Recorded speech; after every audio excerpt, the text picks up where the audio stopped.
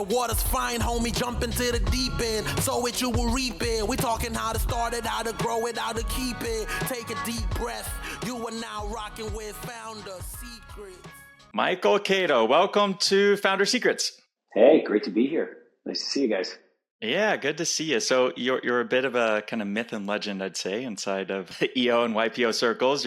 You were a global kind of chair of the Entrepreneurs Organization some years ago, and so we'll talk 2011, yeah.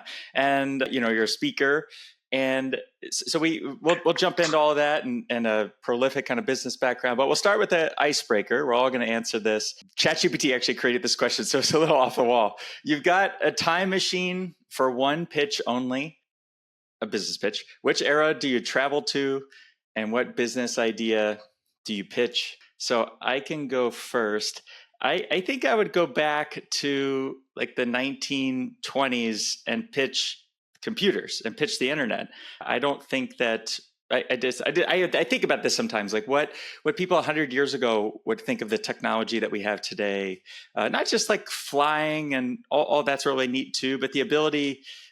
My grandmother grew up in Ireland. She moved to the States when she was 17. She didn't know anybody. An amazing story, immigrant story. And she talks about how the first 10 years when she came to the US, she couldn't talk to her parents over the phone because it was too expensive. Like it was too expensive to make calls like that. And now you can do FaceTime for free anywhere in the world. I just think and that wasn't that long ago. So I just think that being able to go back, and I'm not sure how to make money on it because I have no ability to make the internet or to make computers, but I just would love to see people's eyes if doing that. But Flavio, what's your pitch? I didn't realize you could bring like technology back, because I guess if so, I also would have brought electricity to people 4,000 years ago. Hey guys, you can see now. I was thinking more like without changing the passing of time or bringing technology into the past. First thought, go back to when Geico, the insurance company, was started, which I looked as in 1930. It's funny, right after kind of 1936, right, like in the middle of the Great Recession. Then 20 years later, Buffett ends up, buying it kind of for cheap and growing it into a lot of what Warren Buffett's, And then in our industry, kind of similar story. United Healthcare, the biggest health insurance company, 500 or $6 billion company, and also got started kind of as a company to buy another insurance company that was 20 years old from the 30s. So it's like actually a similar story as Geico.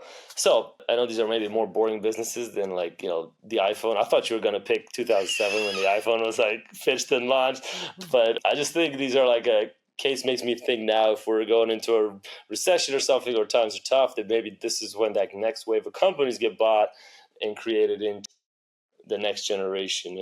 Yeah. What about you? Listen, generally, I like to, learn from the past, think forward. And I like to think about what's the next business. But, I'm not as creative as you guys. And so I actually would probably go back to 2001. And I would, when we were in the middle of growing our company at that point, before pre-mobile phones and pre-internet. And I probably, we were super early adopters to the internet. But I would have, if I could go back to that, I would pitch a different business model, and it would have been more like food delivery. I would have scaled it differently and leveraged the technology even more, and found a way to grow it geographically faster, kind of like DoorDash did. And we took a little bit of a different approach. But if I went back in time, I'd probably have to be a different business. But that's probably what I would do, knowing what I know now. I guess I'm curious. You launched a food delivery business before people even possible, and sold it. What year did you sell it in? We sold it in 2015. So when you see, and I know it's been very successful, and when we get into that, but when you see like a company like DoorDash hit 60 or however much it had, $100 billion valuation, are you thinking like, oh, that could have been me? Or is there kind of a fundamental difference? Well, that's why I said 2001. I would have changed I would have tried to change the business model if I would have known what I know then. If I'd have known that, like, even along the way, if I'd have known that I could mark the prices up like they did and create the distribution the way they did, we may have changed it. But, we didn't. We knew what we knew at the time. We came from a hospitality background. The guys from, DoorDash was born in a Stanford lab. Grubhub these were tech guys. And so we came at it from a different angle. And listen, I give credit. I have two partners that brought the idea to me. My brother Anthony and his best friend Matt. Matt saw the idea. He saw it kind of happening in Northern California, in the Bay Area, and he came back to us when we were in college and was like, "Hey, what do you think about this idea?" These kids were young. They were 21. I was 24. And, we just said, "Hey, I don't know how this is going to work." It's kind of like the BHAG. It's kind of like the Jim Collins thing. Like, you have a vision, BHAG. You're not sure exactly how you're going to get there. We had zero idea how we were going to get there. But we started it. We were in college. It was like, and I always tell, when I mentor kids, I'm like, start a business in college. That's when you have the access to most resources, at that. Because people want to help a college kid. So anyways, we got a lot of help and, we got it going at that point. How did you charge? So let me make sure I understand. So DoorDash, you're saying these guys kind of mark up the price of the, and then have a delivery fee and have like a subscription. Which one of those are like what you're trying to say that would have been like the thing you want to bring to 2001 or what was it? I think in 2001, the differences in the business models were, in the very beginning with Restaurants on the Run, we actually had a network of drivers that we worked with. Eventually we got to 10 markets in the country and we had a network of drivers. The original business model with Grubhub, and I can't remember if DoorDash was like this or not, but there were no drivers. They would be in metropolitan markets and they would leverage the drivers that were at the restaurants. So they were purely, remember in the beginning of the internet, it was very much an aggregation of customers. So it was a platform business. We took a little bit of a different approach. We aggregated customers, but we fulfilled the orders versus the restaurants fulfilling the orders. So the challenge with that is, what makes business complex? Employees makes business complex. Employees do, because as you start to grow more and more. And so for us, it was a slower grind. We ended up acquiring companies, but that's how we built our footprint. If we didn't have drivers, you're just scaling and going to cities and sending orders to restaurants and they do the delivery. So it was a different model, a different way to scale. Our margins were probably a little better because we could control it more. Since we were doing the delivery, we got higher margins from the restaurants and probably higher delivery fees from the restaurants. But they came in and did some amazing things. So you're saying, well, they do have drivers as kind of 1099 employees, right? Like Uber. Is that not how now they do. They work? Now they do. The business changed. When Grubhub acquired us, DoorDash came into the market. Grubhub was already public. They started competing, ferociously. And Grubhub needed to build a driver. They were starting to build a driver model at the time. And then they wanted to make a splash, took us. We took all of our drivers, all of our infrastructure, all of our people, and our people helped them kind of build out, the current footprint. So it was a capability we had around drivers. And, listen, Grubhub was public. They were going to build it no matter what. But they bought us to kind of help maybe facilitate it a little bit. So you're saying, let me try to understand kind of the 2001, what you would have brought back is that the key was to start without drivers, to be as lightweight as possible, as much to scale like that, as leanly as possible, as much, knowing that eventually with the competition growing, you would have had to add drivers, so you were going to get there, but not kind of what you're saying. Yeah, exactly. But that wasn't even yes. When we started in 93, listen, strategy comes down to decisions you make. And there's some key decisions you need to make within strategy. One of ours was where to play. We chose to play in markets that didn't have delivery infrastructures. So we were in suburban markets working with chain restaurants. So from that perspective, there was no delivery infrastructure and there was no, network of drivers. The restaurants didn't deliver. So strategically, we said, this is the market. That's where we're going to play. And by making that choice, that meant we had to build a capability around drivers, not only finding them, hiring them, training them, retaining them, all that stuff. So very fundamentally different. So if I had to do it all over again in 2001, I might say drivers slowed us down. Okay. Now that's not the case today. Today, we live in a different world as it relates to the gig economy in a way and how you can access drivers. It's much easier now. You can scale by just plugging into networks of drivers. But back then that wasn't the case. Well, and back then you didn't have, the iPhone and some of this technology that makes it much easier to say, okay, driver, go pick up this food. Now you're going to drive to this address. How are you able to do that logistically with hundreds of people? It seems much more difficult back then than it is today. Like, in other words, it's much more impressive to have done this in the past than with the tech and tools that you have today, right? Listen, no matter what the tools are you have, there's always going to be, limiting factors, and there's always going to be resource scarcity. There's always going to be challenges that you have. It just depends on the timing and what you're doing. Back then, yes, we didn't have the technology to leverage the network the way it was. And so we'd have multiple people dispatching. We'd have hundreds of drivers. We'd be talking to them on two-way radios. So then we moved into remember when Nextel came, then we were using Nextels. And then eventually we were able to use mobile phones and integrate into the phones with our dispatchers, which, made things a little bit more efficient. And the data we had was a little more robust, that we could track things a little bit better. So, but listen, new technologies always are there. Okay, now we've got AI. 5 years ago it was X.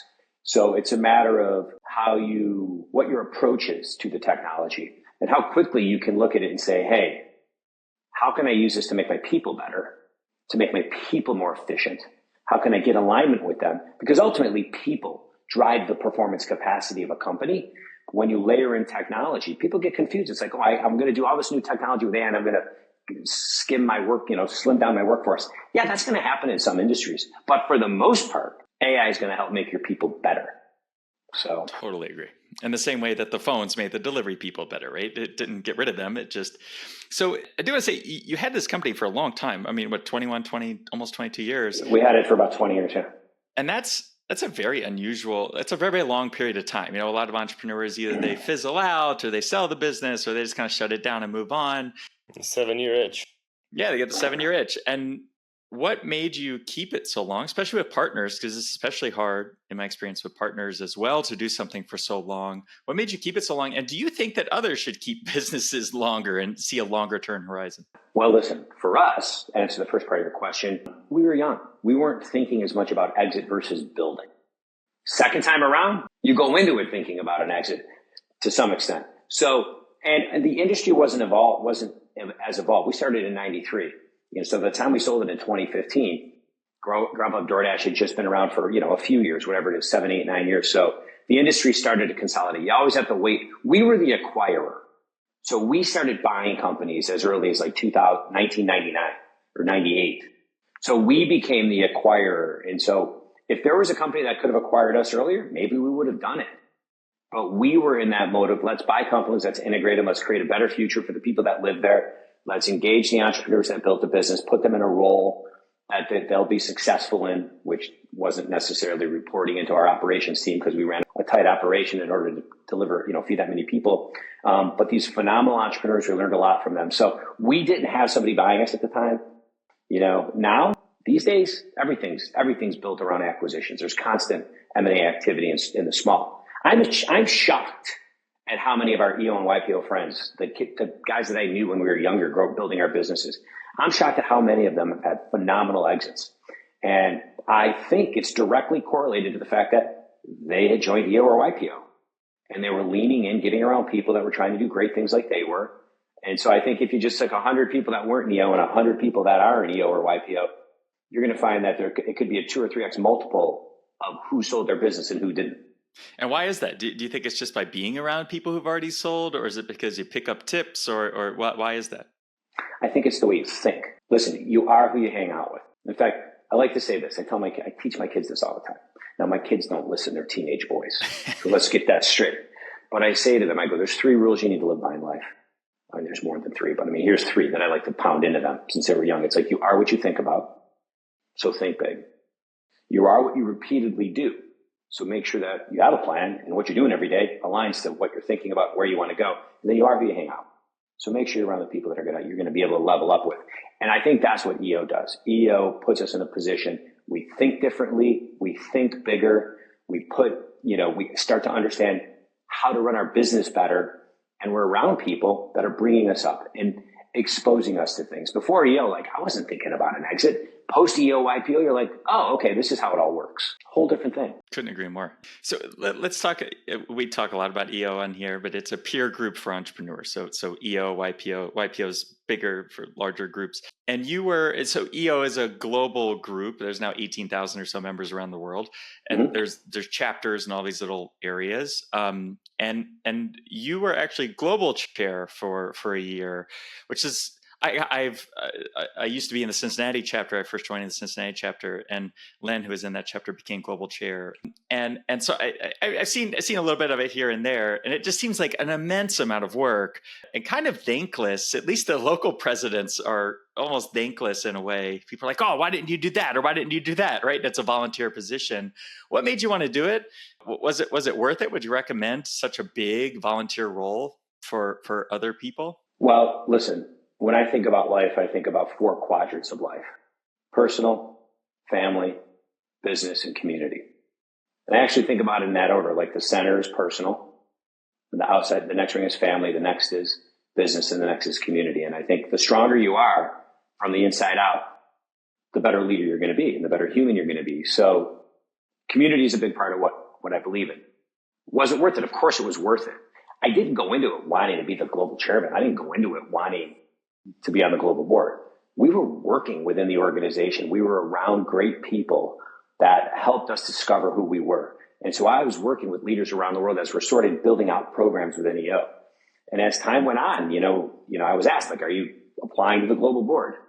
And I applied, and they asked me to be the chair. And so I wouldn't change a thing. I mean, it took me away from my business. Okay. And we had good people running the business, but everybody says they have good people running the business when you're an entrepreneur. But the reality is, as an entrepreneur, you need to be in your business. Okay.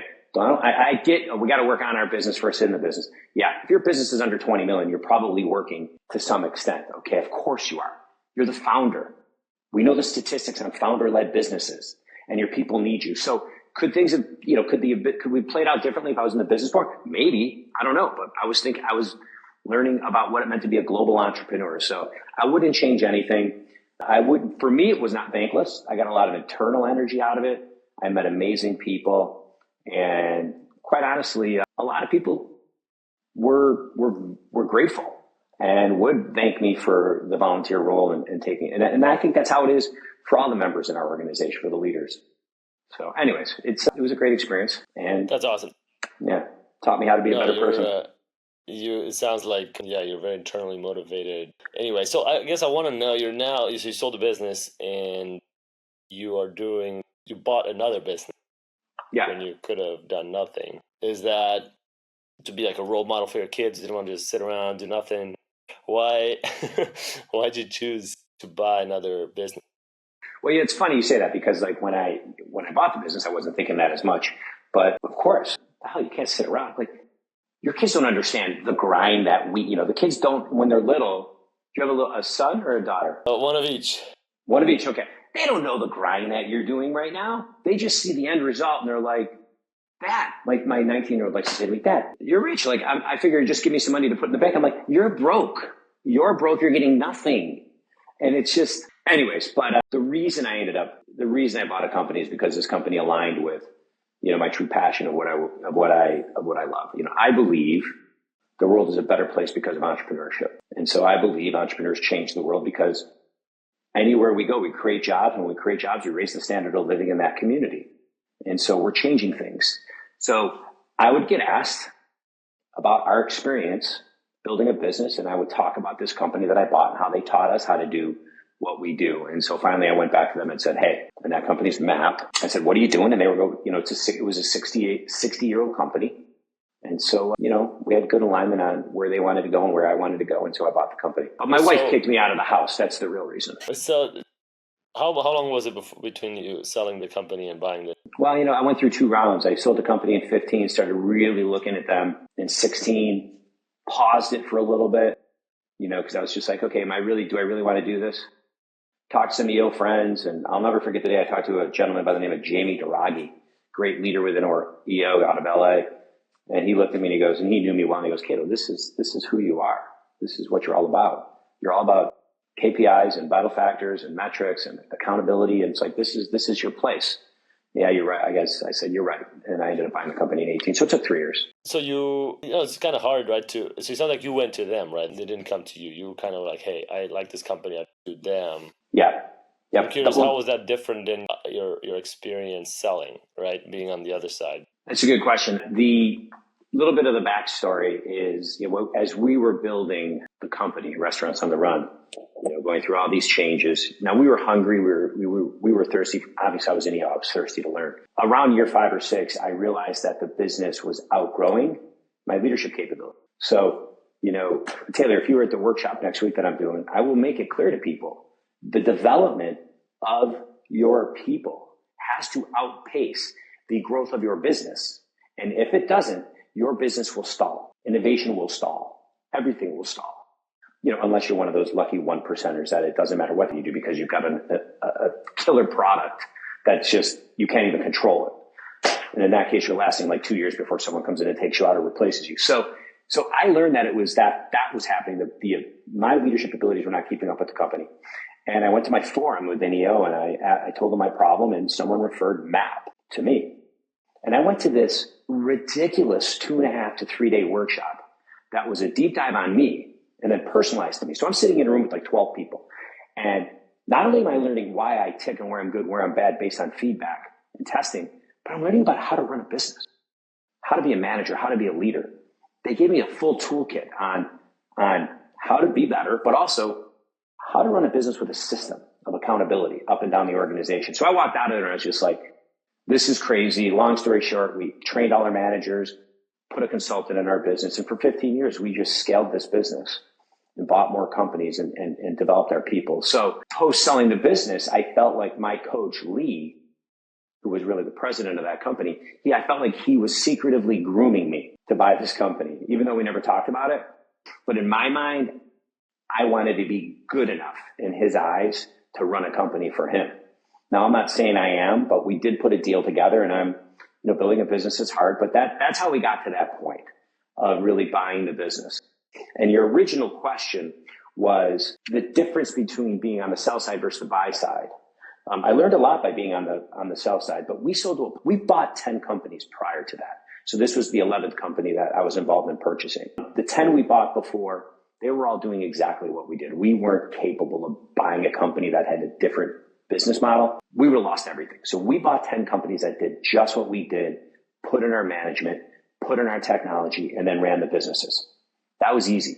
Selling to Grubhub, that was a process. You're selling to a public company, a lot of due diligence, a lot of attorneys, a lot of fees. I took myself out of that process except for strategy and let my CFO, controller, and investor attorneys handle the deal. And my partner would stay involved, and I focused on the business. So that process was very professional. When I bought MAP on the buy side, it's just a difference. It's just a little bit different from a standpoint of it was very friendly. We knew we wanted to get a deal done. We knew, any kind of constraints we had on it.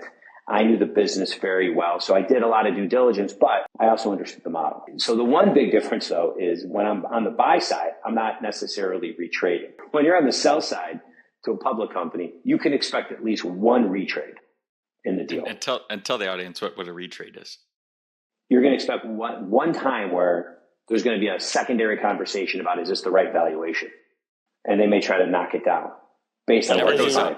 As you approach the end and everybody's locked in, planning, the house they're going to buy, the car they got on their money, they got on a credit card. They're like, you know what? We actually think it should be 80% of X of what we told you.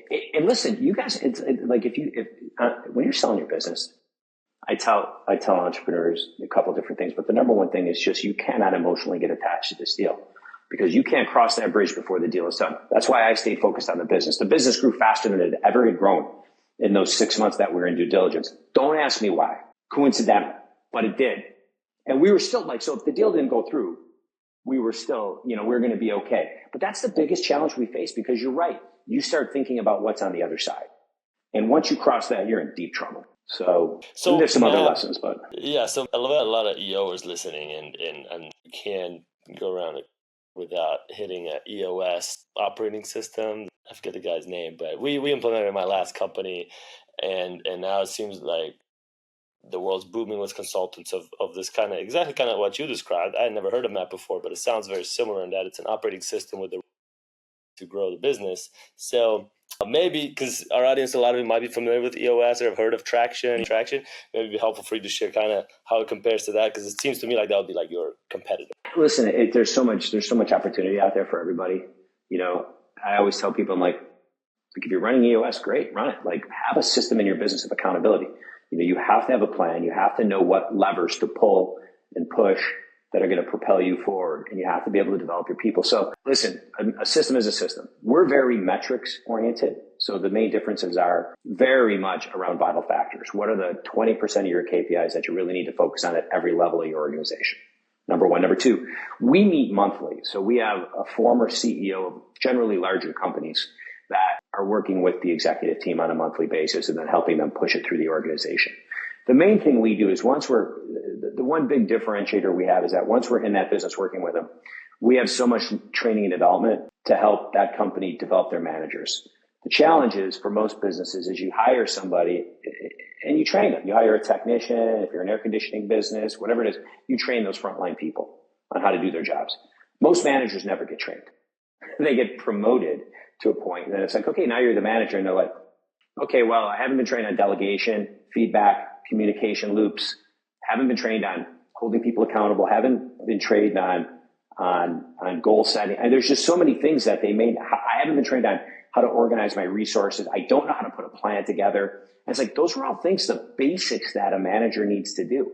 So we have a robust system on helping develop CEOs and managers so that they can actually effectively manage people, run the business, run the accountability system. So it's a little bit of how we were. And then we have a technology platform, of course, that supports it all. So what are the mistakes so in I owned a marketing agency for 12 years. And in that business, I'd say for the first 8 years, I would hear things like this. I would hear about training and I would hear about, and to me, it just felt like fluff. To me, it felt like ways of taking my money or annoyances to distract me from doing what I thought was the real business, doing the work, as you said, working in the business.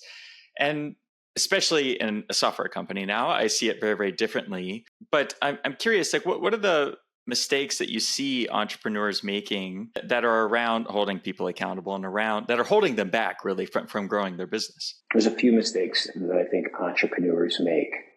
The first mistake entrepreneurs make is they don't understand the power of delegation and making sure that they're developing their people by delegating work to them. That's just the basics. But I like to say that entrepreneurs have 5 things that they need to, founders, there's 5 things that they really need to do. Okay. Number 1, they're in charge of strategy. You can't delegate strategy. There's choices you need to make around the business and how you're going to grow it. Where you play, how you win, what your capabilities are. Very important. Okay. And we have to spend enough time thinking. We can have people that help us, but we own it as a CEO. And so not getting super clear on where your niche is. And then once you think you find your niche, go a little deeper. Huge mistake. We try to take on everything at one time. That's the first thing we need to do. Number 2, entrepreneurs need to understand that they own cash and making sure that there's cash. Number 3, entrepreneurs may not understand the power of getting the right people on that executive team that are going to help you take that business to the next level. Number 4, a major mistake I made. You got to be active in your ecosystem. In some ways, we were great. The reason we bought companies is we were very active in our business or in our industry. So we had a lot of trust. So we did really well there. But as we grew and the market and the industry started to change, we weren't active in PR. I wasn't active with bankers, wasn't active with private equity. When we sold to Grubhub, they didn't really know who we were. I blame myself for that. And then the 5th thing, CEO, the 5th thing a founder needs to make sure that they have is they have to have a culture of continuous learning and accountability. Okay. That's probably putting accountability in the business is probably the number one thing, as you just said. So do I have a strategy that's going to create an unfair advantage? Do I have cash to propel the business? Do I have the right people to execute? Do I have the culture of accountability? And am I active in the ecosystem? Because that's where you need to play a little bit. So anyways, those are the 5 things we need to get right, which correlates directly to mistakes we make. When you talk about strategy can mean one thing to me, one thing to you, one thing to Flavio. Like, it's so hard. Some of these things are so hard, I think, for people to understand. How do I implement strategy? How do I make a strategy? Should I just dream it up? Am I the CEO? Does it all fall on me? What is a strategy? Or should I ask ChatGPT?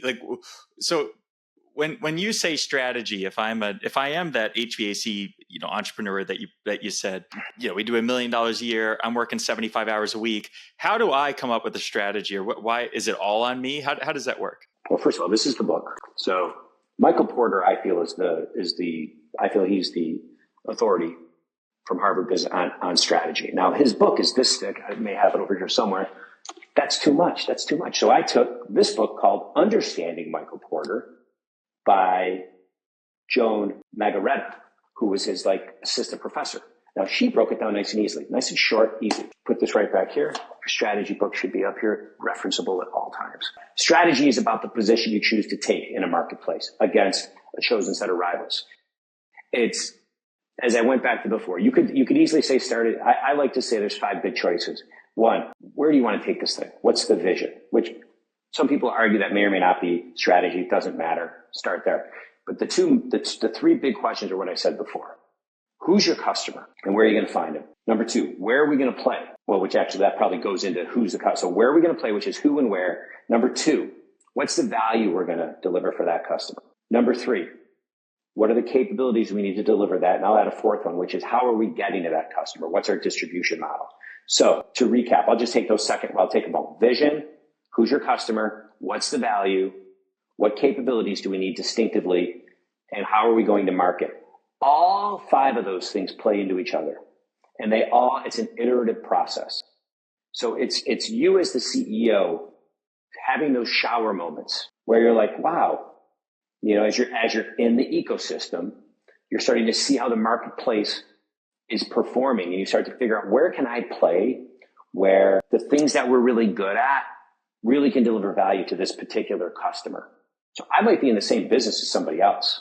Okay. You look at airlines. It's like an airline you got 2 different airlines, United and Southwest. Well, Southwest made different choices around how they were going to run that business, different choices around their customer district, different choices around, where they're going to fly, different choices about how they deliver value, different choices around their capabilities. Think about their, the planes and the routes they run. So you can be in the same business, but choose any of those kind of dynamics, you change them and you become different and you become hard to copy for the chosen customer to be repetitive. So I don't know if that answers the question, but I like to understand how people think, and it seems that you think in almost listicles, that you think and I'm curious if have you always been that way? Because I think it's remarkable. I can't do it. Like when asked a question, you're like, well, there's 4 things. Is this a skill set you've always had, or is it almost like cached in your brain where you say, okay, if I'm asked this question, I already kind of know these 4 things, or are you able to come up with the 4 on the fly?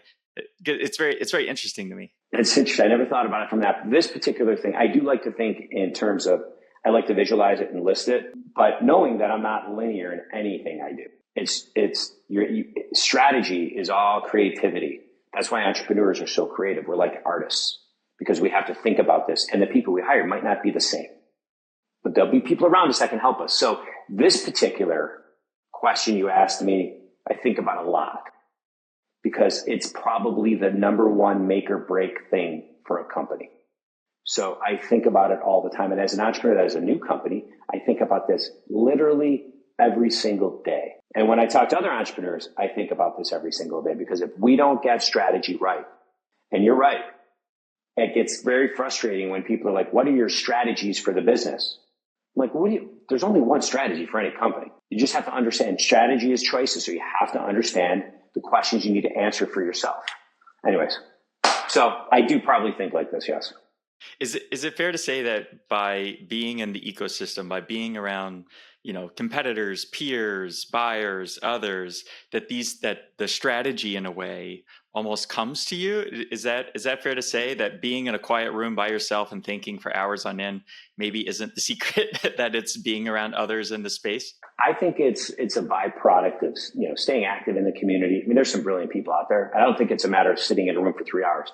This is, like I said, iterative. It's like a moment here, a moment there, and we start to bring it together. Does it help that you're seeing other business models? Yes. Does it help that you study? Yes, because it gives a new perspective and gives you new ideas of how you might go to market. Because business is business. We could take your business, my business. We could take all these businesses, And we're going to find similarities amongst them all. And you might think, hey, what am I going to see in a Chick-fil-A that's similar to my business that's in the management consulting and blah, blah, blah, blah, blah. It's like, I'll find things that are similar. Anyways, yeah. I love that you're shuffling cards as we're talking. That's like very bad. I guess I also want to push back against something. It just seems like... Yes, push back, bro. This is good. These frameworks you have, again, I like Taylor. I think it's great. These bullets and these 4 quadrants, and it makes sense. The advice, you give your kids, right, is you surround yourself, what you think, I think the commonality amongst all those that you just kind of control, right? Deterministic sort of word, like you just said. There's one strategy, you just got to find it. Like it's right around you, you can find it there, or there's the right answer for any particular question. And I guess what I'm pushing back is that maybe some don't have an answer at all, or some are by chance. Like, for example, overstepping. But I might say that, your delivery business, even if you went down to 2001 and changed those things that you wanted, it still wouldn't have worked because of timing. That the fact that the iPhone came out and the internet came out and the boom of everybody having money and, that DoorDash able to raise, hundreds of millions of dollars that you couldn't have done in 2001 because they had just been through a crisis. Like, there's a certain amount of timing that you in 2001 just wouldn't have had control over. And so perhaps not everything is kind of, deterministic. Does that make sense? Well, everything is not. It's not where you start, it's where you finish. And when I mentor young entrepreneurs, I'm like, just move forward. Because what you think you have right now probably isn't what you have in 3 years or 5 years. Times change, things change. There's trends in the industry, and you've got to be flexible enough to adapt. But you can't be flexible if you don't have a starting point. So when I sit there and say, here's just the strategy, at least you're thinking through what the business looks like and where the opportunity is to be different, to build market share, to create value for your customers and your shareholders. But if you don't have that, it's very hard. If you don't have a framework you're within, like Vern Harnish will say, he's like, radical structure creates radical flexibility. You got to have structure, even in your day. There's got to be structure so that you can adapt to the change and the things that come at you that you're not expecting. So if you're an independent, you're a solopreneur, right? Maybe you run a hot dog stand downstairs, or you're a plumber. Do you think that strategy is important to someone who's running a 1-person business or a 2-person business? Or is this really just designed for people who want to run big businesses and sell them and buy them and all the things you've been talking? I mean, listen, if you're an entrepreneur starting a business, you need to, even if you're running a 1-person hot dog stand, the first question you need to ask yourself is, where am I putting the hot dog stand? And what if I'm next to another hot dog stand? What's going to make me different? Am I just going to line up next to this hot dog stand that's selling the exact same thing? How am I going to have higher prices or have lower expenses? Why am I different? But if I have a hot dog stand and I say, I'm lining up here because no one's over there and I see the opportunity, or I'm lining up next to this guy, but I'm selling, this kind of hot dog, no nitrates, blah, blah, blah, blah. So yeah, no matter what you're doing, you have to be thinking about these things, or else you're done.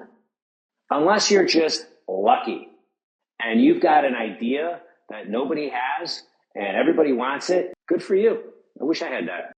Love it. So as we kind of round out here and go into the hack, one other question is, you're in a business that's changing a lot. Kind of all of us are, but especially when you're in consulting and in kind of this industry, people expect you to have answers to a lot of things about AI. You talked about AI today, a lot of these things that are changing. How do you stay on top of the latest trends? What's fluff? What's useful? How do you keep yourself informed to stay on top of these things? Well, listen, as I said earlier, it's like there's 5 things a CEO has to get right. One of them is continuous learning. Okay. Not only for yourself, but for your company if possible. I try to stay in my lane. Listen, I want to study. I want to learn all the time. I'm learning from you guys right now. You got to understand, for me, it's about staying in my lane. Like, I know that the way our consultants work, we do this. We put the system of accountability in place. We help develop people. That's what we do. We have technology to leverage it. You want to do a chain, like you want to do this or this or this in your business, I'm looking for somebody that can help you with that. So there's a time and a place. And for me, it's like stay in your lane, be a resource for new ideas for your clients, okay? Which means we always are learning, but know when it's over your head and when you need to bring in different expertise. What a fantastic place, I think, to finish, because I've also learned this lesson in my last business. If you had money and you had a problem, I would try to solve it if it involved the internet, building a website. Oh yeah, sure. We could do that. We could do this. We could do that. We could do that. And it seems like a way to grow the business. But what I learned towards the end really is that the power in growing a successful business is no. It's like, no, that's not a fit. That's actually not a problem that we solve. You should go talk to John. That is something, no, we don't sell hot dogs to vegans. Like, we don't sell vegan hot dogs here. That's not part of our strategy. I think that understanding the no, which I think is part of your answer that you just gave, is something that a lot of entrepreneurs learn much later. Well, you just said it, and I'll pull out another book for you here out of my library, but I think it's too high for me to reach. But I would say a great book to read is Uncommon Service, and it's by Francis Fry. And it's about knowing where you're good and knowing where you're bad. When you just said that whole answer you just gave me, you had two critical pieces of strategy in there. You're like, you're like, no, we don't do this. Or I'll just focus on that one critical piece, which is, we don't do this. Okay. And so it's like knowing when to say no and when to say yes. It's so hard. You think of that book, Built to Sell, where you've got an agency. Yours is the best. I think a marketing agency is the best example of anything, because you get hit with 15 different things. Well, we want you to do SEM. We want you to do SEO. Can you do the website? Can you do this? Can you do that? And you're like, the best agencies are able to say, this is what we do. This is what we don't do. If you try to do it all. So you're right. That is all strategy right there, what you just said. Takes 10 years to learn that part. So we'll end with life hack. I'll go first, and Michael, you'll go last. So this is a life hack you recently discovered. It could be a new pillow, it could be an app, a technique, some type of hack made your life better. Mine is that I am blown away at the number of people who let notifications on their phone take over their lives. So they'll download some grocery app, and then that grocery app asks for notifications. They say yes, and then on their phone, they get notifications every day. They haven't even been to that grocery in 6 months yet. Every day, that grocery is pestering them with, "Hey, do you know eggs are $3 now?" You're like, "Oh, yeah, I guess eggs are $3 now." This, I think, and this is the life hack, is learning how to fine tune notifications in iOS, or if you use Android, I don't know how it works in Android, but if you use iOS, there's a little swipe you can do. Any notifications on your screen, you can swipe a little bit to the left, and it gives you an options dialog, and it disable all notifications from this app. Ooh. This is a power feature. The power feature is disable notifications by default. So my notifications feed, I'm ruthless about. And the second part of this hack is that you can change notifications on your watch. In other words, by default, and Michael, I know you have an Apple Watch, Flavia had an Apple Watch, we're big Apple Watch guys. By default, notifications mirror to watch what's on the phone. So whatever gets pushed to your phone shows up on your watch. However, the hack is that if you go into the watch settings, you could tell it to customize. Why would you want to do that? Because maybe you want notifications for Airbnb on your phone because it's useful, but you don't want it on your watch.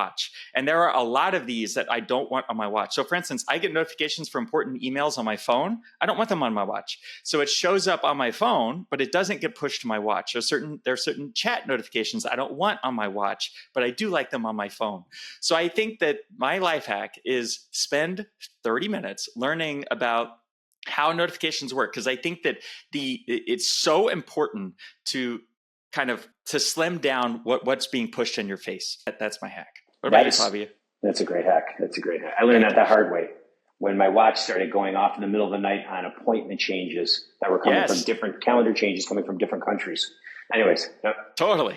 Still on Taylor's hacks, I tried out the Apple Maps from last week, and I got to say, it's incredibly good for walking direction. I know you mentioned it for biking, but I'm in a new city here trying to get around, and it's like my phone is dead by 1 p.m. If I sit there and look at it, where am I going? What Apple Maps, to my surprise, has pretty much every feature the Google Maps has, and like you were saying, on the watch, in the map, it tells me where to turn. It lightly buzzes when I'm turn left or right. It's quite a nice interface right now. I don't have to look at my watch all the time. If you're walking around a new place, you want to be looking up, not at my phone, for directions the whole time. So actually, I'm a huge fan now. Thanks, Taylor. Yeah, come to find out, what $3 billion in R&D to build a new Maps app actually works. Oh, man. They probably bought a company. Yeah, they probably did. I'm looking forward to the AI feature. I just saw the commercial where you get a long email and you hit the AI button and it's like, oh, here's the summary. I have it. I'm in the beta. It's quite good. It's quite good. Tim is already in the future. Do you have a 16? I got 16 Pro Max, and then I got you can sign up for the 18.1 beta, and it has a summarization. It's getting better by the week. Like, it's noticeable. I've been in the beta for a little while. Anybody can sign up for the beta, by the way. Welcome to Mac Rumors and Mac Daily podcast. I know. This is like it's going to get you Apple news. Well, listen, that's so funny you guys started here because I'm doing the same thing. So I've discovered, normally I ignore some of these, but I've discovered the Journal app on our phone. And listen, we all hear it all the time in EO. Oh, you need to journal. You need to do this. I'm like, I'm not journaling. Okay. My journaling is my forum highs and lows that I do every month, and I save them all. And I'm like, here's my life story. The Journal app is so easy that I open it and I have my structure. Like, I'll put in my vision, maybe a couple affirmations, what I'm grateful for, what my top thing of the day is, type of thing, add in some pictures. But here's the beauty. When I open it, I just talk into it. And I'm not typing. I'm just talking right into it. And like, I would never do this every day. And I don't do it every day, but when I'm on vacation, I do it every day. Because you always want to look back on your vacation. Like, what do we do each day? Like, how do we take the time up? And so this Journal app is a game changer. That's a really good hack to use. Do you use the normal, just the text to type, or is it something inside the photos, right? You can add it puts the photos. I can't figure out how to do that. I popped up one day and I didn't say yes, and I can't find it anymore. And so gone forever. But I just use text to type. I just use the same button. Boom. Now I wish text to type was a little better. It's still not there yet. So anyways, my hack. Oh, this is awesome. So we'll kind of wrap here. How can people reach out to you? Where can they find MAP online? Where can they find you if they'd like to reach out to you online? Me, I'm easy. Obviously on LinkedIn, but I can't check all those messages. So best way to get to me is, my email, mc@mapconsulting.com. Website's mapconsulting.com. MC as in Michael Caito, mapconsulting.com. It's been a pleasure. Thanks for coming. Thank you so much for coming on. Thank you for rocking with the homies. Taylor, Trusty, and Flavio. Seize the day, own it. Until next time, hold it down, hold it down. Hey.